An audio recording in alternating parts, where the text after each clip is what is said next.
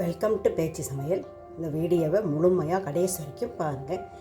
கருணக்கிழங்கை வச்சு இன்றைக்கி ஒரு ஃப்ரை அண்டு வறுவல் எப்படினாலும் சொல்லலாம்.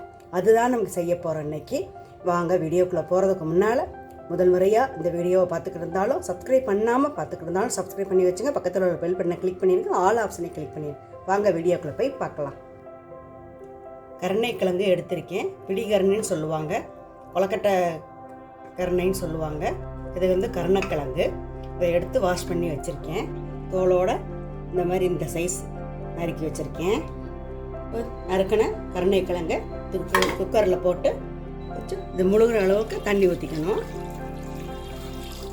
இந்த அளவு புளி எடுத்து இதில் போட்டுக்கணும். இந்த கருணக்கிழங்கு வந்து அரிப்பு சுவை இருக்கிறனால நாக்கிலெல்லாம் பட்டால் தடிச்சு போயிருப்பாங்க அரிச்சு. அதனால் கொஞ்சம் புளி போட்டு துளி உப்பு போட்டு வேக வைக்கணும். இந்த அளவுக்கு உப்பு போட்டுக்கிறேன். அடுப்பு ஆன் பண்ணி குக்கரை அடுப்பில் வச்சுருக்கேன்.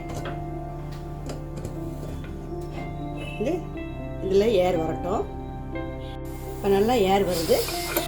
3 விசில் வச்சு எடுத்துட்டு 3ஆவது விசில் முடிஞ்சிருச்சு. இப்போ அடுப்பு ஆஃப் பண்ணி வச்சிடலாம்.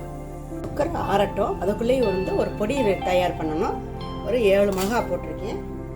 மிதமான தீயில வறுக்கணும், இல்லைன்னா மிளகாய் கருகி போயிடும். நல்லா மிளகாய் வறுவிட்டு வச்சு இப்போ எடுத்துக்கலாம். எடுத்து ஒரு பிளேட்டில் கொட்டி வச்சுக்கலாம். 2 டேபிள் ஸ்பூன் பச்சரிசி, அதை வறுத்துக்கலாம்.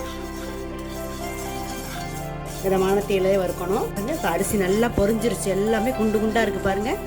இந்த பிளேட்டில் கொட்டி வச்சுக்கலாம். 2 பெருங்காயத்தையும் பொரித்து எடுத்துக்கலாம். பெருங்காயம் நல்லா வாயுக்கெல்லாம் நல்லது. பொடி பண்ணி வச்சுக்கலாம். வறுத்த அரிசி, வரமிளகா, பெருங்காயத்தை இது போல் மிக்சியில் போட்டால் இந்த அளவுக்கு வராது. அதனால் நான் அம்மியில் வந்து பொடி பண்ணி வச்சுருக்கேன். ரொம்ப நைஸாக இருக்கக்கூடாது, ரொம்ப பரபரப்பாக இருக்கக்கூடாது. இந்த மாதிரி பக்குவமாக பொடி பண்ணி வச்சுக்கணும். குக்கர்லேருந்து இந்த கருணக்கிழங்கு, வெந்த கருணக்கிழங்கை எடுத்து எல்லா கருணக்கிழங்குலையும் இப்போ தோல் உரிக்கணும். இது போல் நல்லா தோல் உரித்து வச்சுட்டேன். எல்லாத்தையுமே அடுப்பை பற்ற வச்சு ஒரு சாஸ்பேன் ஒன்று வச்சுருக்கேன். கொஞ்சமாக ஆயில் ஊற்றிக்கலாம். ஒரு டேபிள் ஸ்பூன் அளவுக்கு எல்லாத்துலேயும் படுற மாதிரி ஊற்றிக்கலாம். இது போல் எல்லா இடத்துலையும் எண்ணெய் படுற மாதிரி பொடி பண்ணி வச்சுருக்கோம்.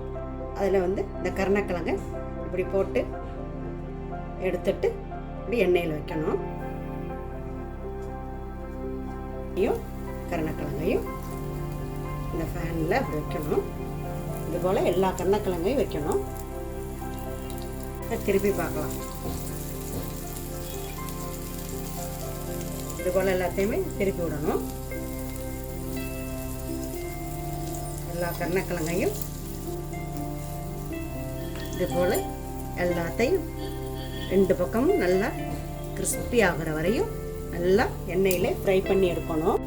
பாருங்க, 2 பக்கமும் ஓரளவு நல்லா கிறிஸ்பியாக இருக்குது. அப்படி எல்லாத்தையும் இன்னொரு திருப்பி விட்டுட்டு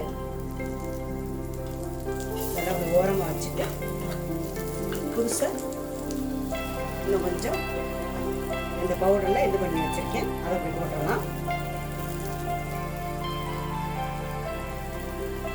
இது நாளைக்கு வச்சு சாப்பிட்லாங்க. கொஞ்சம் மேலே கொஞ்சம் எண்ணெய் விட்டுடலாம்.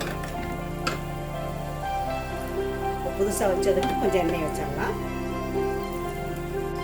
இப்போ நல்லா வந்து 2 பக்கமும் நல்லா திருப்பி விட்டு நல்லா ஃப்ரை பண்ணி எடுத்தாச்சு. பாருங்கள், நல்லா கிறிஸ்பியாக இருக்குது பாருங்கள். இப்போ எடுத்து காட்டுறேன் பாருங்கள், எவ்வளோ கிறிஸ்பியாக இருக்குது பாருங்கள். அவ்வளோதாங்க, கருணக்கிழங்கு வறுவல், கருணக்கிழங்கு ஃப்ரை ரெடி ஆகிடுச்சு. நீங்களும் இந்த மாதிரி செஞ்சு பாருங்கள். செஞ்சு பார்த்துட்டு எப்படி இருக்குன்னு உங்கள் கருத்துக்களை கமெண்ட் செக்ஷனில் சொல்லுங்கள். நன்றி. அடுத்த வீடியோவில் பார்க்கலாம்.